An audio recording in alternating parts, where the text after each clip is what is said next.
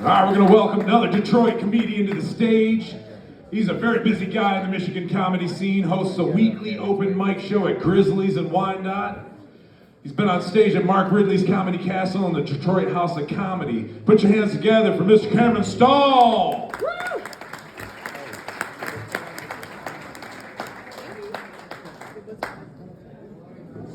Keep it going for Jason, our host tonight.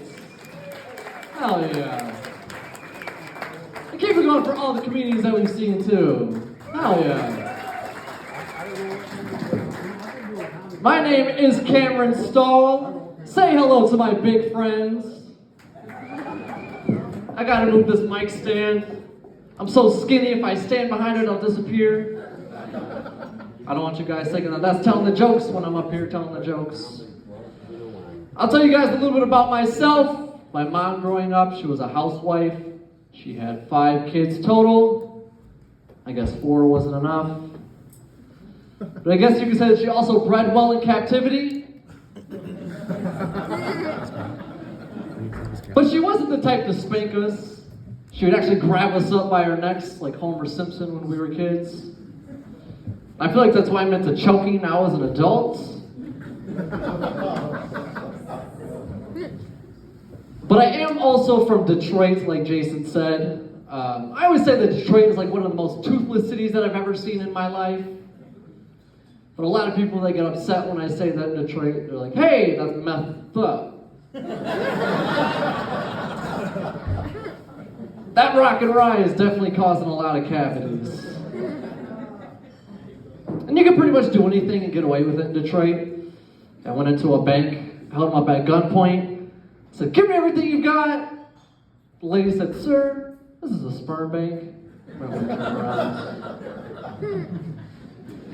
And if you guys think that the cocaine bear sounds scary, my neighborhood is infested with cocaine bears. There are a bunch of gay guys that like to snort coke.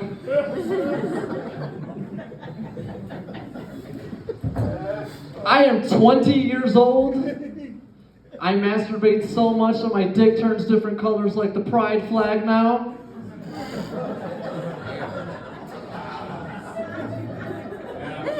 You think I'm in the UFC, all these different submissions I'm putting myself into?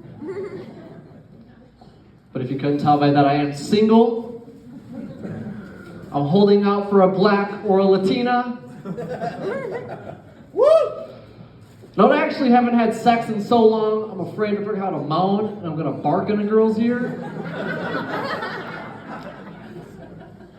But I actually just found out that I'm on the spectrum, so I feel like barking for pussy is the correct reaction.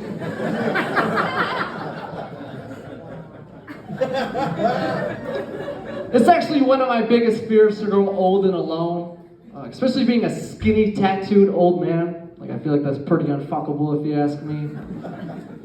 I was told if I tried a little bit harder, I got more tattoos and less funny, that pussy would just fall into my lap like Pete Davidson.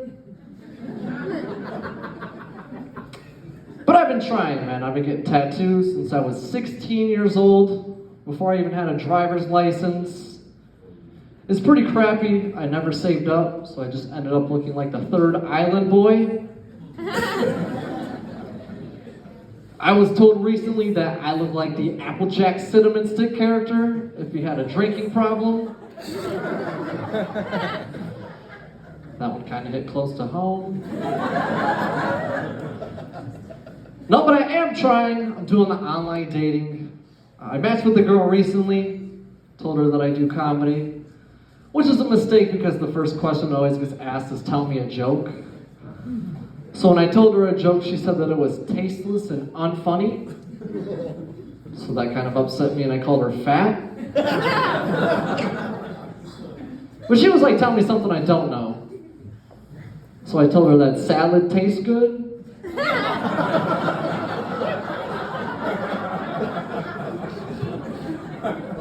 There's nothing wrong with a thick girl.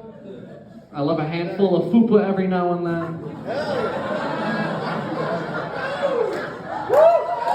Yeah, hell yeah! I love that.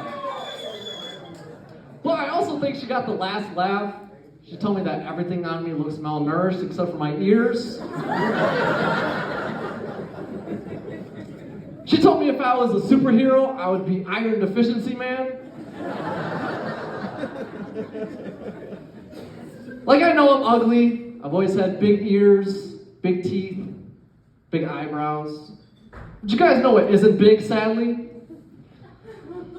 It's my heart. You guys thought I was gonna say my dick, but that's exactly why my heart is small, because your guys' assumptions.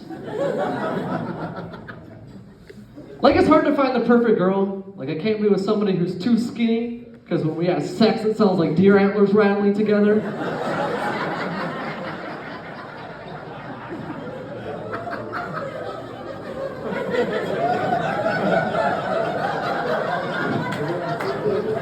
I can't be with somebody who's too big either, because I like to have fun and I'll suffocate and die. When I do get a girlfriend, I'm gonna take her to the beach a lot. Not because it's romantic, but I'm gonna hope to get stung by a jellyfish so she'll pee on me. Aim for my lips, jelly.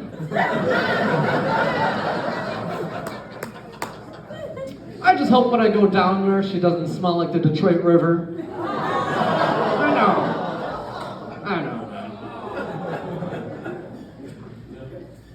I am a suicide survivor. Thank you. It usually gets one little sad woo. Thank you.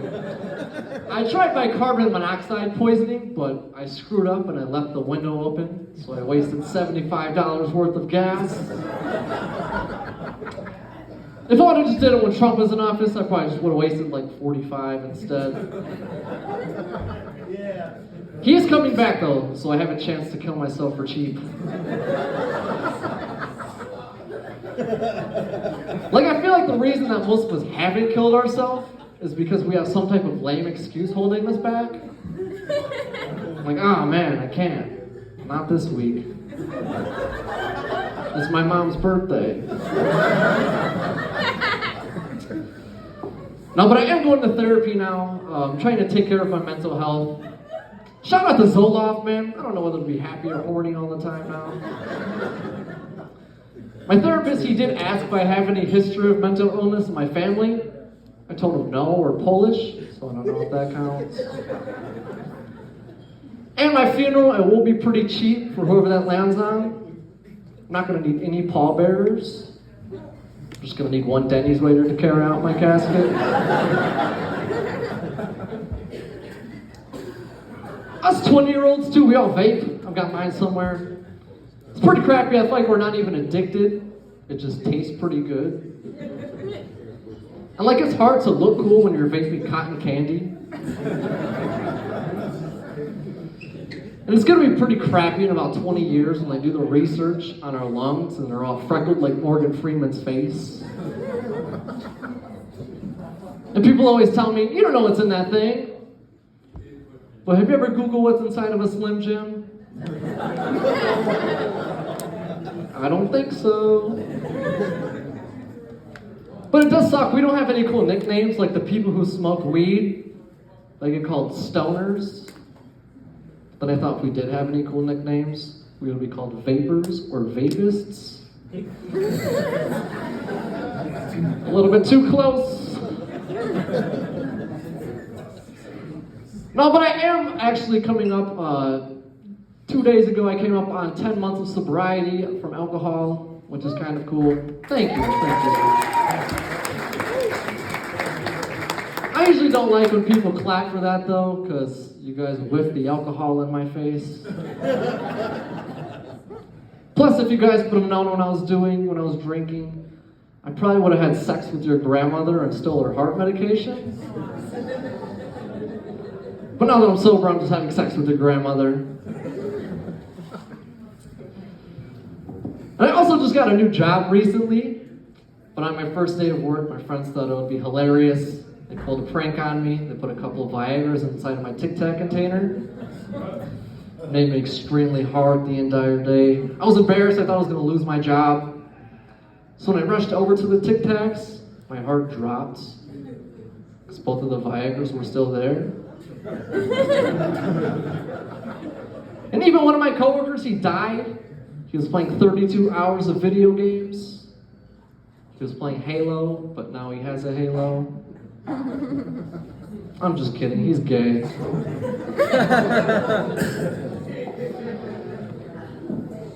But I did use Siri to get here tonight. I have serious beef with that bitch. Like, she's always getting me lost and telling me the wrong directions. She's always talking at the wrong part of a song, too. Like, could you imagine taking Siri on a date? You're like, sweet Caroline, turn left now. And I always hate driving, like I hate the car maintenance issues that I always have. I went to the shop. I was having issues with my trans. A couple of hours later, they pulled my car out of the shop and they cut the truck nuts off. I don't think they understood what I meant. Like, it's hard to trust the drivers in Michigan. I'm a victim of a hit and run, actually. But what's even sadder about that is I was hit by a PT Cruiser. Nothing cool about that. But I feel like out of all of the people, the hardest group of people to trust is people who are in their 20s and 30s and still a fan of the WWE. Like, I feel like if you're not on the spectrum, you don't have any kind of excuse. And people, they always want to argue, they want to say, oh, it's a live performance, it's a sport. But I think you could use that same argument for the Special Olympics. But I feel like out of all of the people in this world, the hardest person to trust is myself. And I say that because I have IBS, or what I like to call leaky ass syndrome. It's so bad, I went to the bathroom and I caught the toilet paper writing a suicide note on itself.